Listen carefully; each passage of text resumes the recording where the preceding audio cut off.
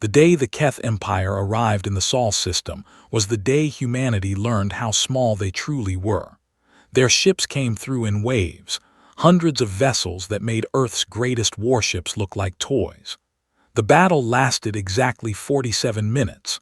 When it was over, the combined fleet of the United Earth government was nothing but scattered debris orbiting Mars. Chief Engineer Maya Chen watched the destruction from the observation deck of Titan Station, the last human outpost still standing. She was a small woman with calloused hands and grease permanently embedded under her fingernails. Her team of engineers had been maintaining mining equipment when the invasion began. Now they were all that remained of organized human resistance. "They're not coming here," said Lieutenant Commander James Okonkwo, standing beside her. He was the highest-ranking military officer left alive, though his destroyer had been among the first to fall. He had escaped in a shuttle with 12 of his crew. Titan's too far out. They're focused on Earth. Maya nodded slowly.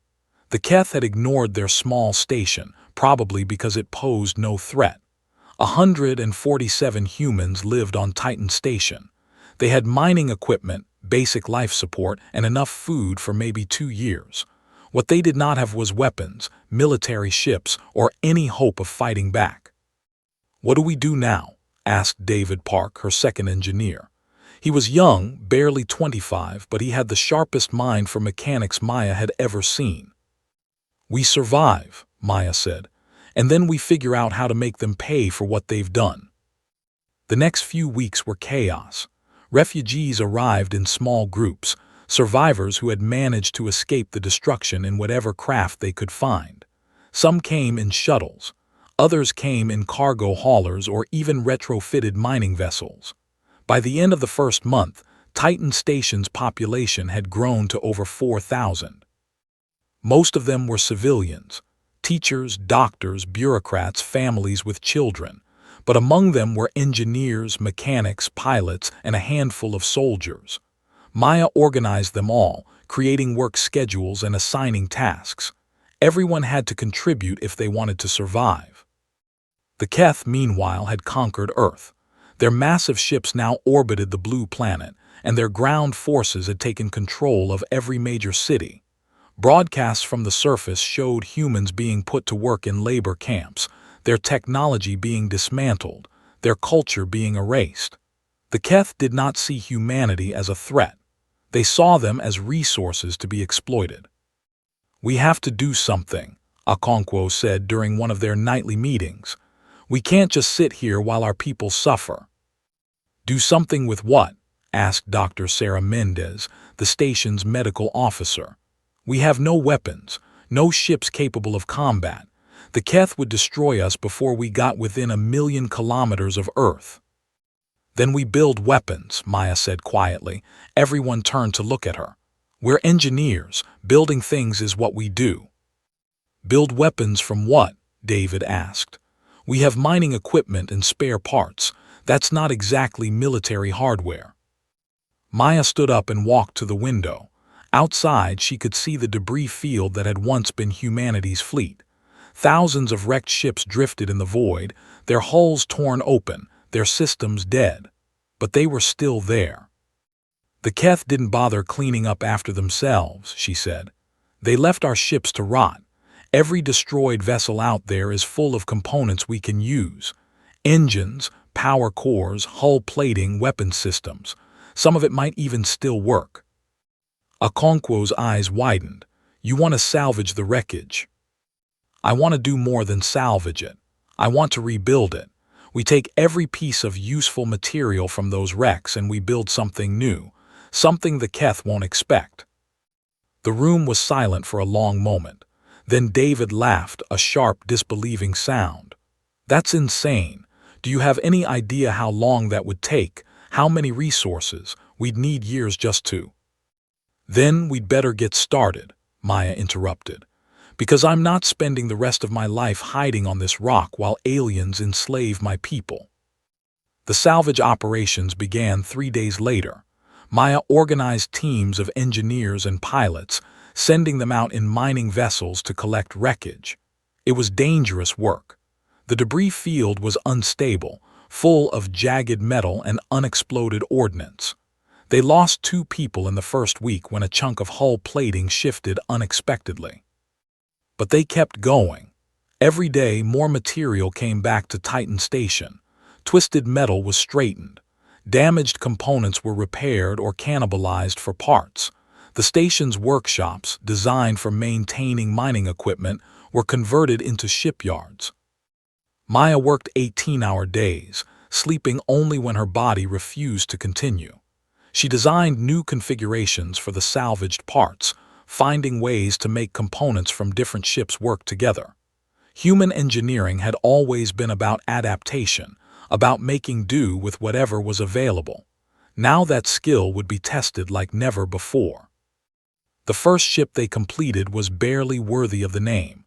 It was an ugly thing, cobbled together from the remains of 3 different destroyers and a cargo freighter. Its hull was a patchwork of mismatched armor plates. Its engines were oversized for its frame, making it hard to maneuver. But it flew, and it had weapons. They called it the Defiant. "It's not pretty," David admitted as they watched it make its first test flight around Titan. "But I've never been prouder of anything in my life." Maya allowed herself a small smile. 1 down, 1,000 to go. The work continued. More salvage, more ships. As word spread through the scattered human survivors, more refugees made their way to Titan. Some brought skills, others brought materials.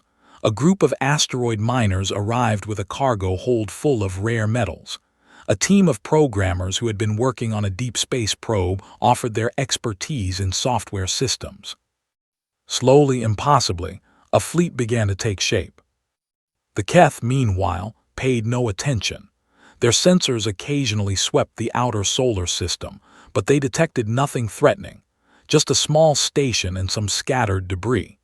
They had bigger concerns, managing their new human workforce and extracting resources from Earth. The idea that the scattered remnants of humanity might pose a threat was laughable.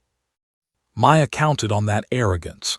Every day the Keth ignored them was another day to build, to plan, to prepare. She knew they would only get one chance. When they struck, it would have to be devastating. 6 months after the invasion, she gathered her senior staff for a strategic meeting. 30 ships now filled the space around Titan Station, all of them built from salvage and determination. It was not much compared to the Keth Armada, but it was a start.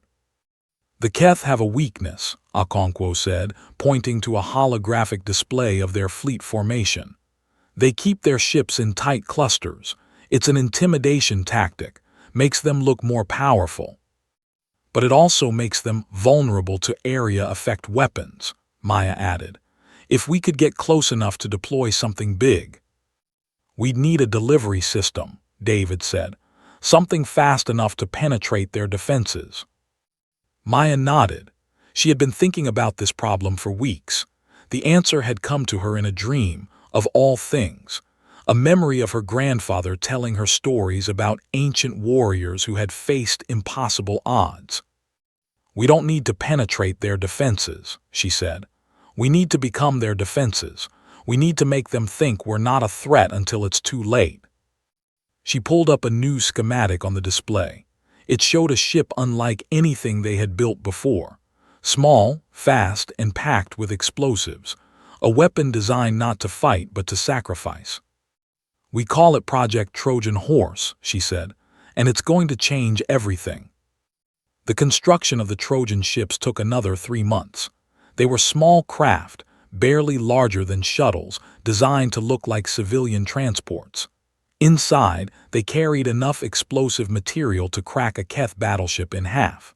The trick was getting them close enough to use. Maya's plan was simple in concept but difficult in execution. The Keth allowed limited human traffic between Earth and the outer colonies. Small ships carrying goods and workers moved through their blockade regularly. The aliens did not bother inspecting these vessels closely. They were beneath notice. The Trojans would blend in with this traffic. They would approach the Keth fleet looking like harmless cargo haulers. Then, At a predetermined signal, they would accelerate to maximum speed and ram directly into the enemy vessels. "It's a suicide mission," Okonkwo said when Maya presented the plan. "Whoever pilots those ships won't be coming back." "I know," Maya replied. "That's why they'll be autonomous. We've programmed them to fly themselves. No human pilots required." The relief in the room was palpable. Building weapons was one thing. Asking people to die using them was another. The next challenge was finding enough material for the explosives. Standard military warheads required components they did not have, but Maya's team found an alternative. Titan's ice contained large amounts of hydrogen. With the right processing, it could be converted into fuel for fusion reactions. Pack enough of it into a confined space, trigger it correctly, and the result would be devastating. "We're essentially building flying bombs," David said as he supervised the construction. "Really, really big flying bombs." "Whatever works," Maya replied. While the Trojans were being built, Maya also focused on upgrading their main fleet. The original salvage ships were adequate for patrol and defense, but they would need more firepower for the main assault. Her engineers developed new weapon systems using mining lasers converted for combat. They reinforced hulls with extra armor plating. They upgraded engines to provide better speed and maneuverability. Every improvement was tested exhaustively. They could not afford failures when the real battle came. Maya pushed her people hard, demanding perfection. Some resented her for it. Others understood. They were building humanity's last hope, and there was no room for error. As the months passed, the fleet grew. 50 ships became 100. 100 became 200. People who had never imagined themselves as warriors trained for combat. Civilians learned to operate weapon systems.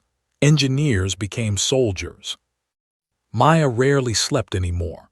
When she did, she dreamed of Earth, of the cities she had known, now under alien occupation, of the people she had lost, family and friends who had died in the invasion or been enslaved afterward.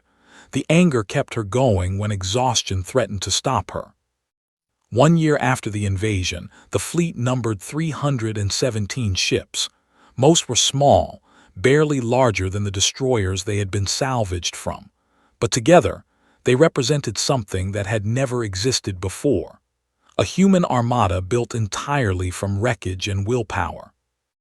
Maya stood on the bridge of the flagship, a heavy cruiser they had named the Phoenix. It was the largest ship in their fleet, assembled from the remains of 6 different vessels. Its weapons were a mixture of salvaged military hardware and improvised mining equipment. Its crew was composed entirely of former civilians. "Are we ready?" Okonkwo asked, standing beside her. Maya looked out at the fleet arrayed before them. 300 ships, each one a testament to human stubbornness. 300 crews, each one willing to fight and die for their species. "We'll never be truly ready," she said, "but we're as close as we're going to get."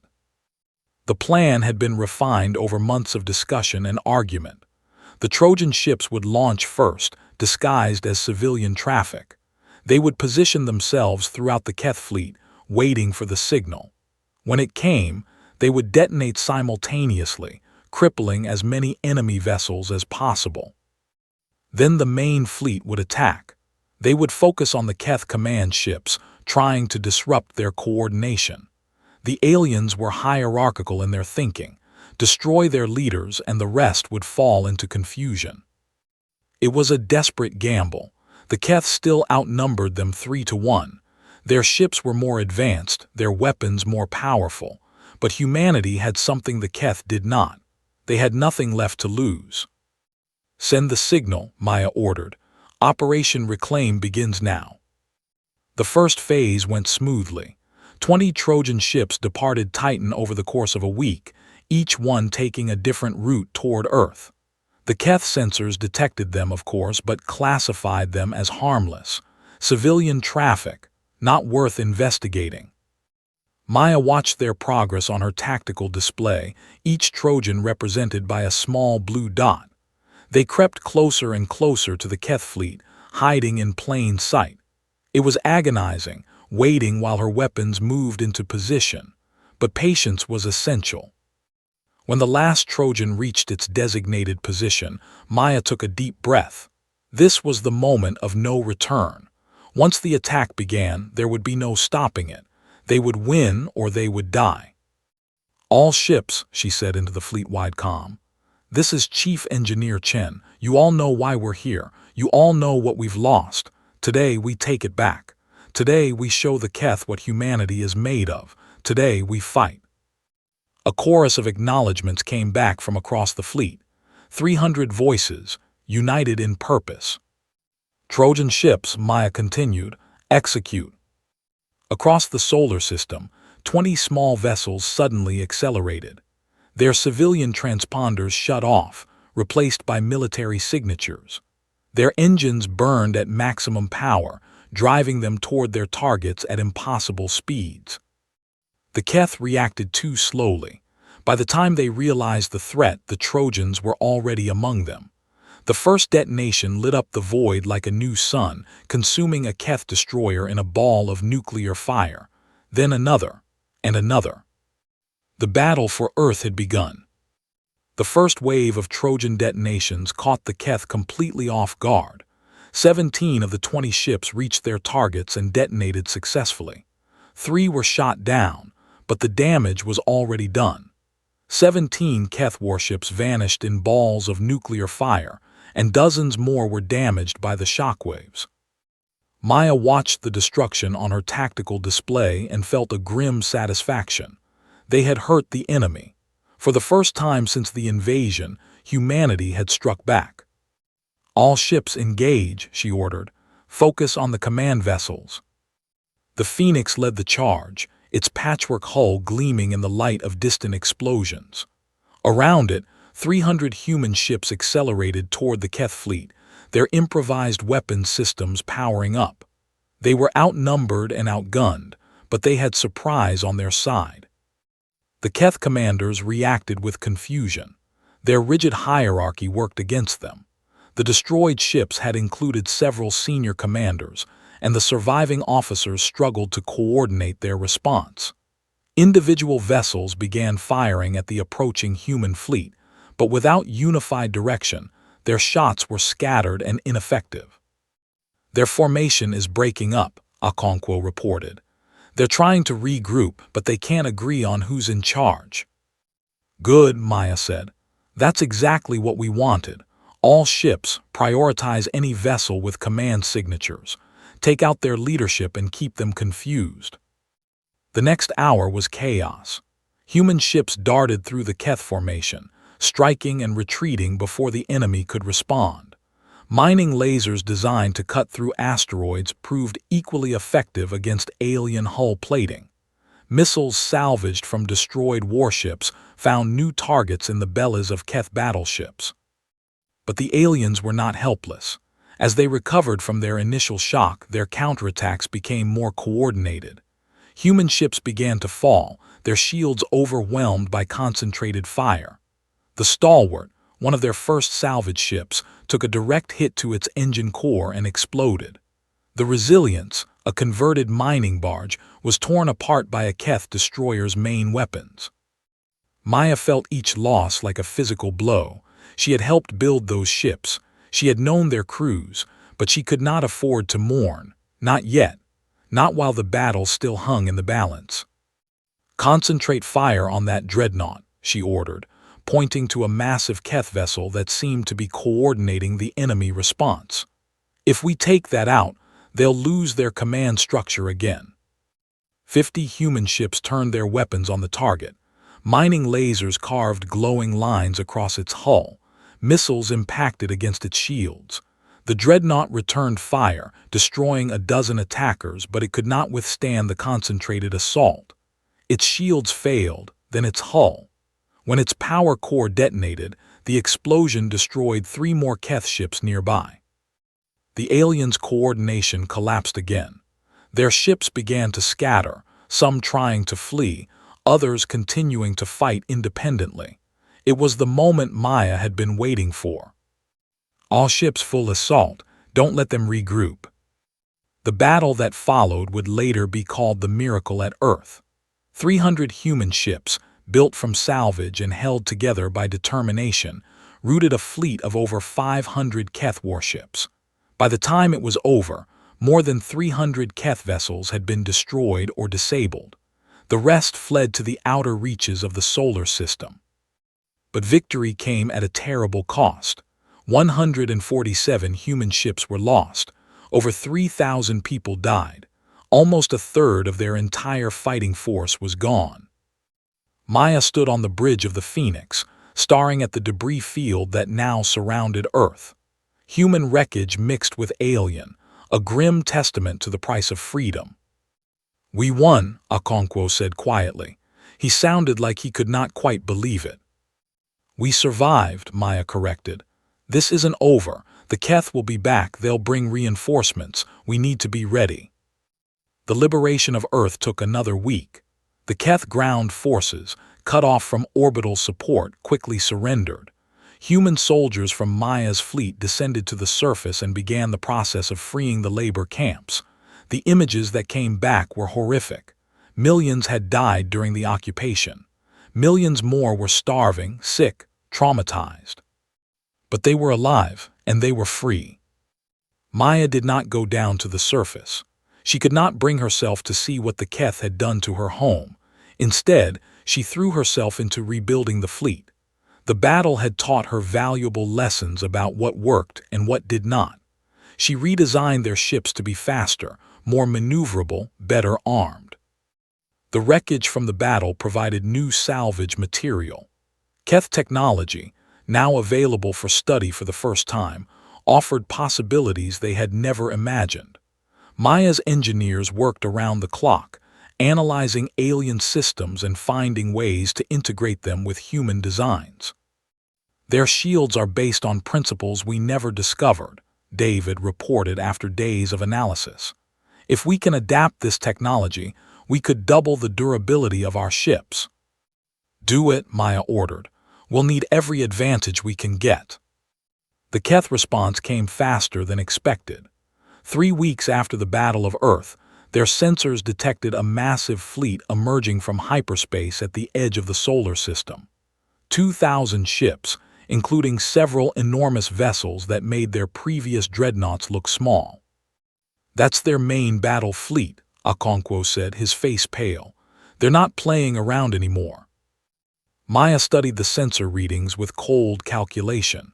They had 200 ships left, even with the new construction. The aliens outnumbered them 10-1 and had far superior firepower. A direct confrontation would be suicide. "We can't fight them head-on," she said. "We need a different approach." The next few days were a flurry of planning and preparation. Maya gathered her best tacticians and engineers, pushing them to find solutions to impossible problems. They argued, debated, sometimes shouted at each other.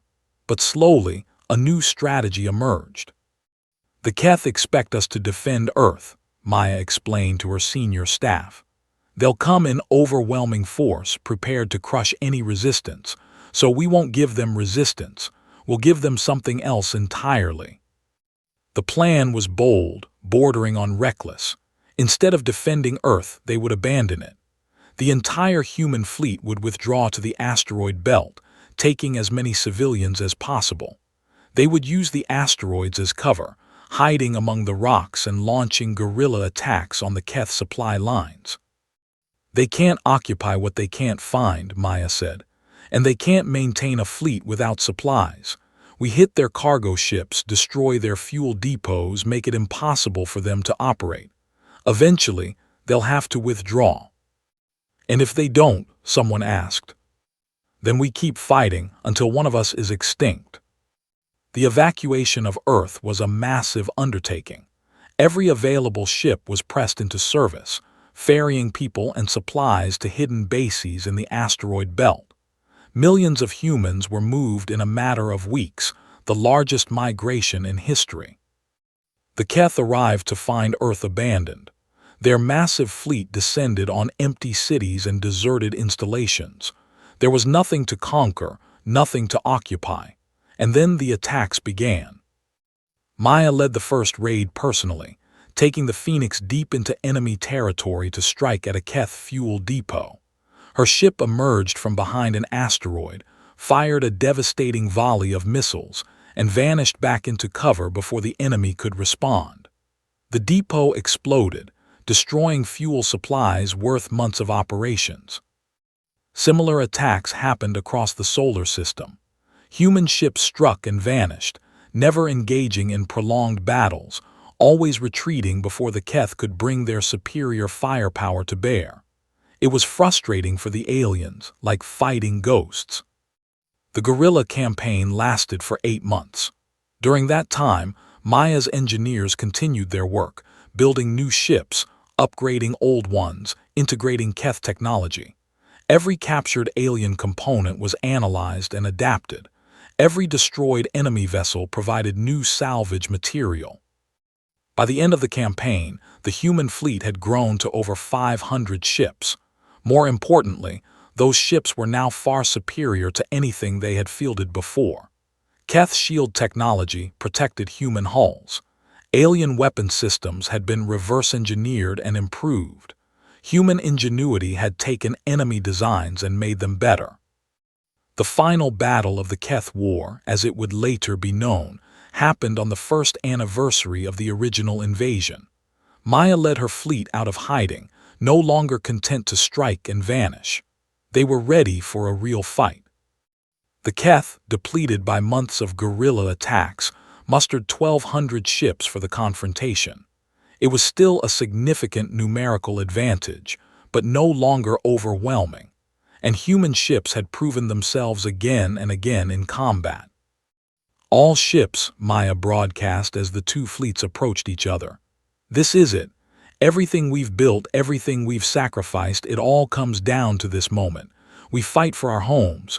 We fight for our people. We fight for our future." The battle was brutal.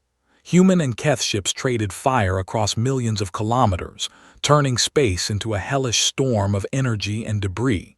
Ships on both sides fell, their crews dying in the cold void. But the humans pressed forward, their determination unshaken.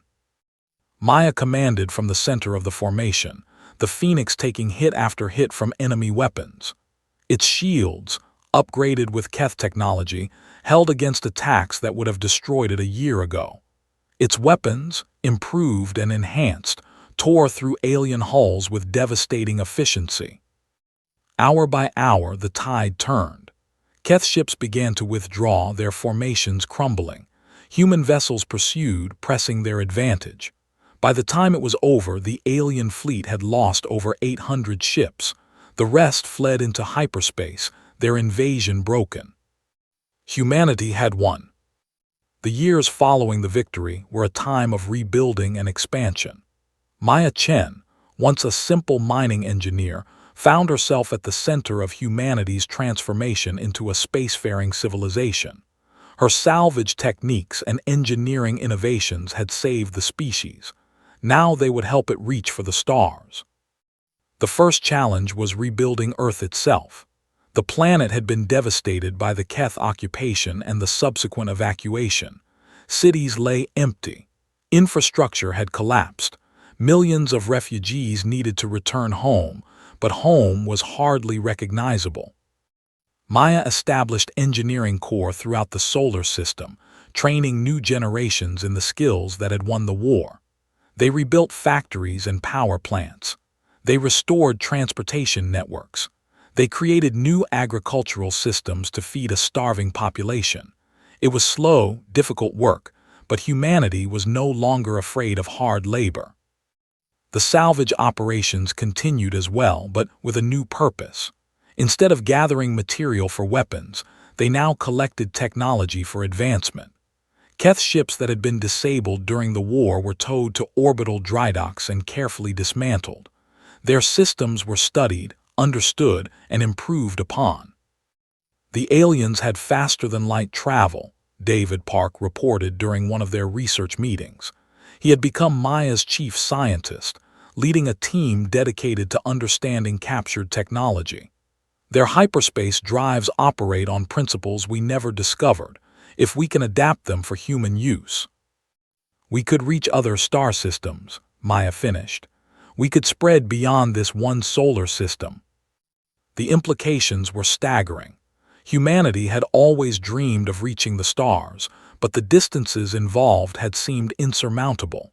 Now, thanks to captured alien technology, those dreams were within reach. The first human hyperspace vessel launched 3 years after the war ended. It was a small ship, barely larger than the Trojans that had started the conflict, but it carried hopes far greater than its size suggested. Maya watched it depart from the observation deck of Titan Station, the same place where she had witnessed humanity's darkest hour. "Strange, isn't it?" Okonkwo said, standing beside her as he had so many times before. He had retired from active military service but remained her closest advisor. "We almost lost everything, and now we're reaching further than we ever imagined." "That's humanity," Maya replied. "We're at our best when things are worst." The test flight was successful.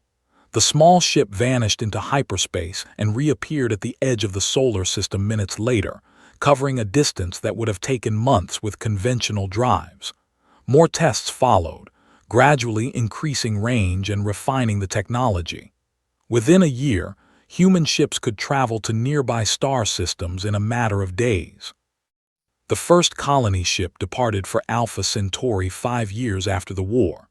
It carried 10,000 settlers and enough equipment to establish a permanent presence on a suitable world. Maya herself designed much of the vessel, incorporating everything she had learned about engineering and survival.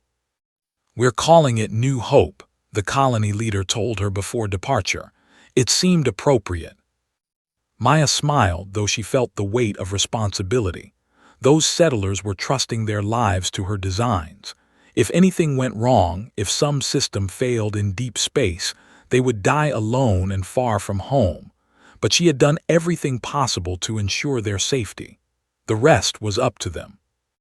More colony ships followed. Within a decade, humanity had established outposts in a dozen star systems. Each one was built using the techniques Maya had developed during the war. Salvage, adaptation, determination. Turn whatever resources you have into whatever you need.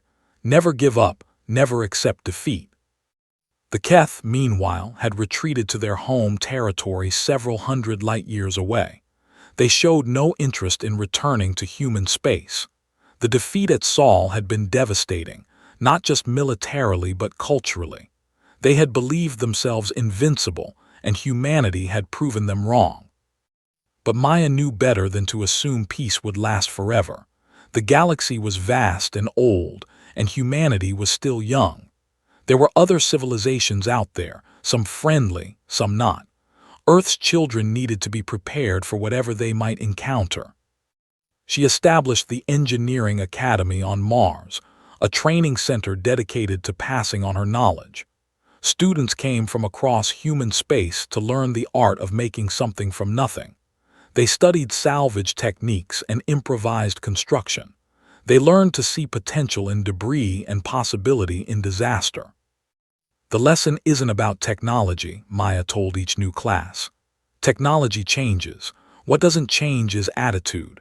When everything seems impossible, when all hope is lost, you find a way. You don't surrender. You don't give up. You take whatever scraps the universe gives you and you build something better." Her students spread throughout the expanding human civilization, carrying her philosophy with them. They built ships and stations, cities and worlds. They encountered problems that had no obvious solutions and solved them anyway. The engineering tradition Maya had founded became a core part of human identity.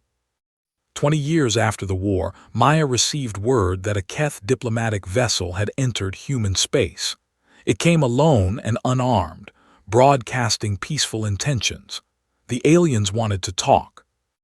Maya was 73 years old by then, her hair gray and her hands no longer steady. But her mind remained sharp, and her will remained unbroken. She insisted on attending the meeting personally, despite the concerns of her colleagues. The Keth ambassador was a tall, angular being with scales that shifted color as it spoke. It represented a faction within the empire that had opposed the original invasion. Now, with their military humiliated and their expansion checked, this faction had gained influence.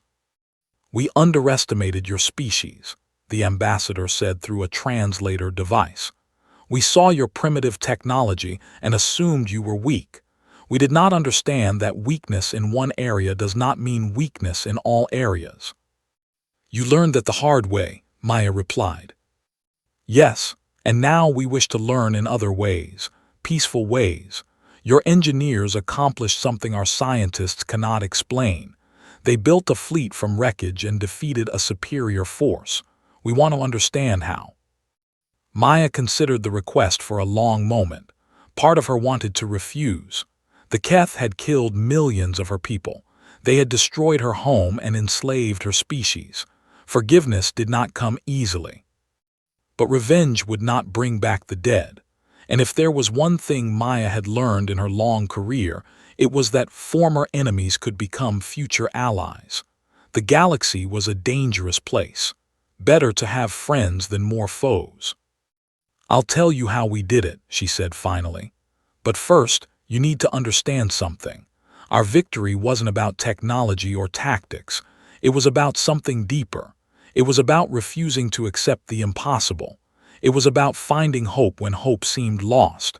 It was about ordinary people doing extraordinary things because they had no other choice." The ambassador listened intently as Maya told the story of the war. She described the dark days after the invasion, when humanity seemed on the brink of extinction. She explained how her team of maintenance engineers had transformed themselves into shipbuilders. She recounted the desperate gambles and terrible sacrifices that had led to victory. When she finished, the ambassador was silent for a long time. "We have nothing like this in our culture," it said at last. "When we face defeat, we accept it. We adapt to new circumstances. We do not fight against the inevitable." "Then you'll never truly understand us," Maya said. "Because for humans, nothing is inevitable. Every disaster is an opportunity. Every defeat is a lesson. Every ending is a new beginning. We built a fleet from salvage and determination, and we won everything. Not because we were stronger or smarter or better equipped, but because we refused to believe we had lost." The diplomatic meeting was the beginning of a new era. Keth and humans established formal relations, trading technology and knowledge. The former enemies became cautious partners, united by a growing understanding that the galaxy held challenges neither could face alone. Maya Chen died at the age of 89, surrounded by family and friends. Her funeral was attended by representatives from dozens of species, all of whom credited her with changing the course of galactic history. But the tributes she would have valued most came from the engineering students who carried on her legacy. "She taught us that limits exist only in our minds," one of her former students said in a eulogy. "She showed us that defeat is temporary and determination is permanent. She proved that ordinary people can accomplish impossible things if they refuse to give up." 100 years after Maya's death, humanity had spread across 1,000 star systems. Their ships were the finest in the galaxy, their engineers the most innovative. They had faced dozens of challenges and overcome them all. And at the heart of their civilization, kept as a sacred monument, sat the Phoenix, the patchwork flagship that had led them to victory. Visitors from across the galaxy came to see it. They marveled at its ugly, mismatched hull. They studied the improvised systems and jury-rigged weapons. They tried to understand how such a crude vessel could have defeated the mighty Keth Empire.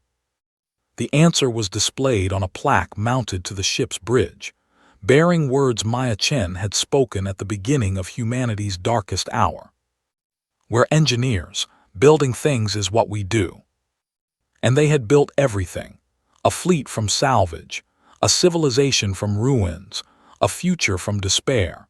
They had taken the wreckage of defeat and forged it into the foundation of an empire that would endure for 10,000 years.